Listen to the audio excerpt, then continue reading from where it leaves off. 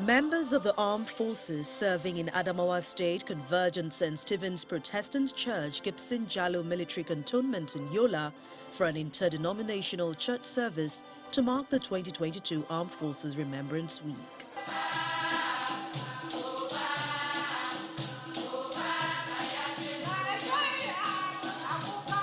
A special rendition from the women choir adds color to the occasion.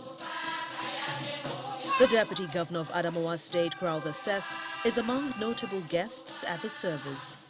From the pulpit comes the message of hope and encouragement to the men in service. Even as we commemorate the souls of our heroes who have handed down to us these enviable armed forces that we have today, we pray that God will use us also as heroes in our time to sustain the momentum, to sustain that same zeal so that it will not be watered down in our time.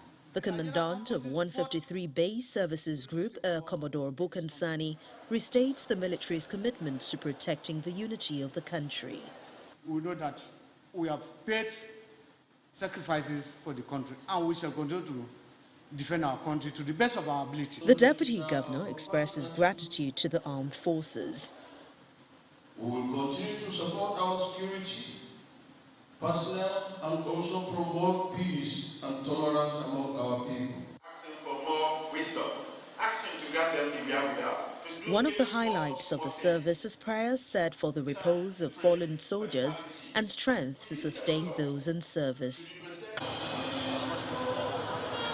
At the Assumpta Cathedral Church in Owerri, the Imo State capital, southeast Nigeria, Governor Hope Uzodinma joins members of the Nigerian legions and families of late soldiers to celebrate a mass in honor of the Armed Forces Remembrance Day.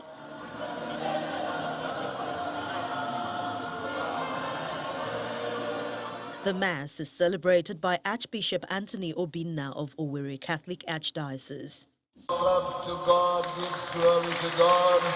Commending security agencies for their commitment in the fight against crime in Imo State, Governor Hope Uzodinma pledges continuous support to the Nigerian Legion and families of late soldiers in the state.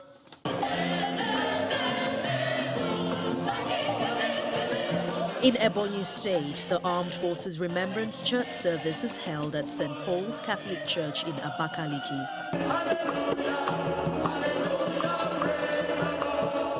In Anambra State, also in the southeastern part of the country, an interdenominational service holds at St. Patrick's Cathedral, Oka. Governor Willie Obiano is among worshippers here. In Lagos, southwest Nigeria, the Armed Forces Remembrance Day interdenominational church service is held at the Chapel of Christ the Light in Alausa, Ikeja.